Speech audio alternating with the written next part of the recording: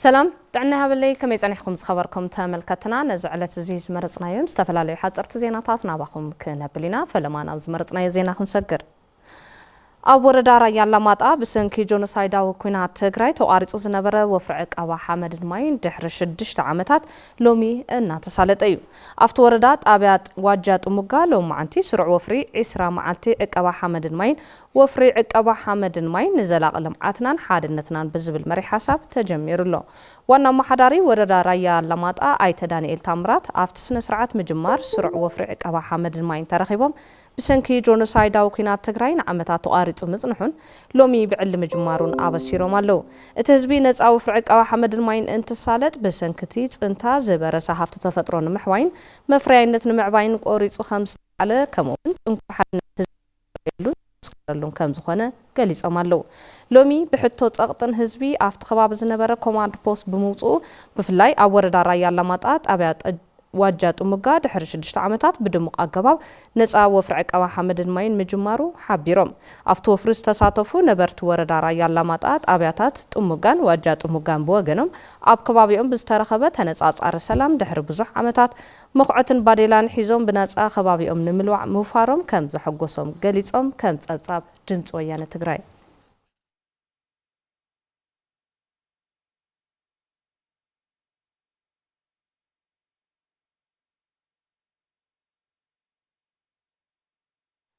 أمباسادر فرنساي أب إثيوبيا أليكسيس لاميك كنتات أم معسكرات زنبرو تمزابلت تግራይ ناباسكا بركم بصحو أفليتهم توم أمباسادر مس غازيت أزر ريبورتر أب زكايدو وقال محتت تمزابلت تግራይ زلولو كنتات لبخاز السبر يخبلو تزاريبهم توم تمزابلتي 4-5 ዓመት እዮም أب معسكر ጸኒሖም እዚ ድማ ክትጻወሩ ዝከኣል ኣይኮነን ዝበሉ أمباسادر أليكسيس لاميك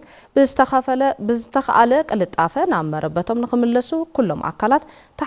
ተሓባበርቲ ክኾኑ ተማሕጺኖም ፈረንሳይ ኣብ ኢትዮጵያ ካብ ተካይዶም ንጥፈታት ንሰብኣዊ ጉዳያት ትግራይ ቀዳምነት ከም ዝሃበትን ውሕስን ሰናይ ፍቃድ መሰረት ዝገበረን ምምላስ ተመዛበልቲ ክትገብር ከም እትደልንውን ኣረጋጊጾም ኣለዉ ሃገሮም ከም መድረጊት ኣካል ንሙሉእ ተፈጻምነት ውዕል ፕሪቶሪያ ከም እትሰርሕ ዝገለጹ ኣምባሳደር ላሜክ ኣብ ምቕራብ ሰብኣዊ ሓገዛት ምግታእ ተጻብኦታት ምርግጋጽ ተሓታትነትን ካልኦት ምንቅስቓሳትን ትነጥፍ ምህላውን ገሊጾም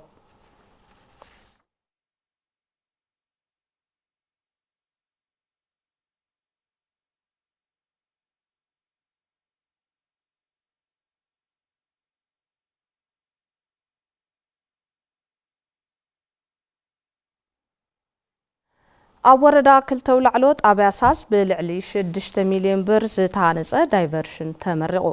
እቲ ተመሪቑ ዘሎ ዳይቨርሽን ብምትሕባር ወርልድ ቪዥን ኢትዮጵያ ጨንፈር ትግራይን ብምሕዳር እታ ወረዳን ዝተሃነፀ ከም ዝኾነ ተገሊጹሎ ኣብቲ ዳይቨርሽን ዝርከብ ዝተዋሃለለ ማይ ልዕሊ 16 ሜትሮ ዝንውሓቱ ጎቦ ብመልክዕ ቅብብል እናውፃእኻ 20 ሄክታር መሬት ብመስኖ ክለምዕ መደብ ከም ዘሎ ድማ ንምፍላጥ ተኻኢሉሎ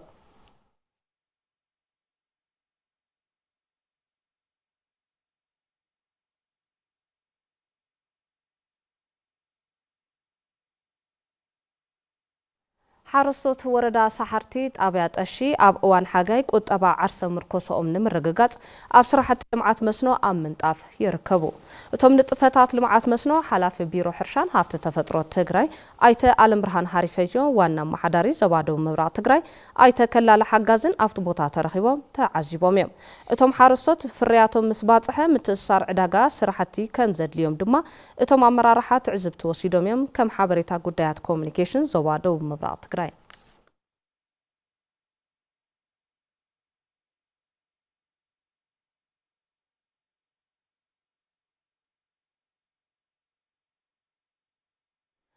ኣብ ወፃኢ ሃገራት ዝነብሩ ማሕበረተ ልእኹ ስላሴን ዓለም ኣብ ኣዲስ ኣበባ ዝነብሩ ተኸተልቲ ኣብያተ ክርስቲያናት ሕብረት ኤርትራውያንን ዝለኣኽዎ ኣልባሳት ካብ ዞባ ምዕራብ ትግራይ ተመዛቢሎም ኣብ ከተማ ሽረ እንዳስላሴ ዓቂቦም ንዝርከቡ ወገናት ደገፍ ተገይሩሎም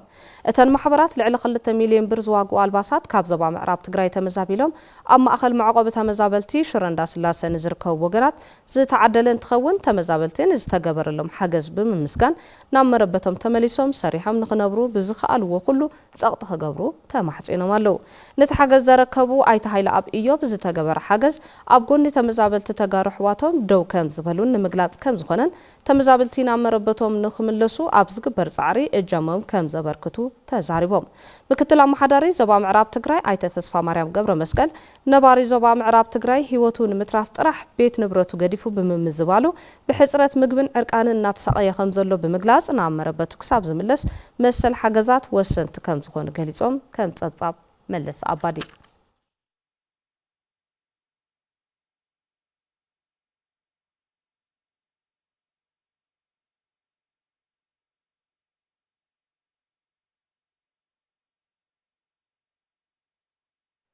ብሰንኪ ውግእ ሕድሕድ ናብ ደቡብ ሱዳንን ዩጋንዳን ዝተሰደዱ ሱዳናውያን ኣብ ዝኸፍአ ጥሜት ምህላዎም አልጀዚራ ጸብጺቡ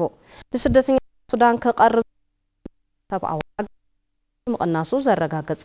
ትካል ስደተኛታት ውድብ ሕብራት ሃገራት ብዓይነት ከቐርብ ዝጸንሐ ሓገዝ ብጥረ ገንዘብ ምልዋጡ ድማ ነቲ ጸገም ኣጋዲድዎ ምህላው ዕላው ገይሩ ምቕናስ መጠን ሓገዝ ካብ ወርሒ ጥሪ ከም ዝጀመረ ዘፍለጠ ትካል ሱዳናውያን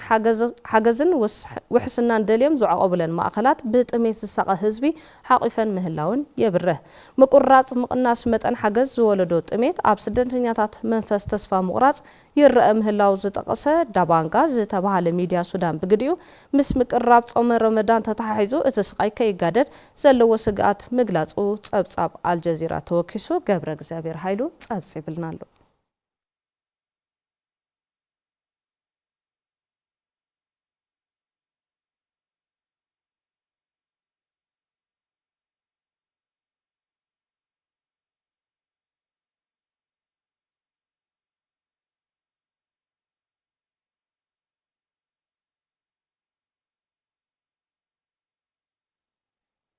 ናይ ዝዕለት እዚ ሓጸርቲ ዜናታት ዛዚምና ልዋም ገብረ ኪዳን ድማ ምሳኹም ጸኒሐ ዜናታት ቴሌቪዥን ትግራይ ክቕጽል እዮም ሰናጽም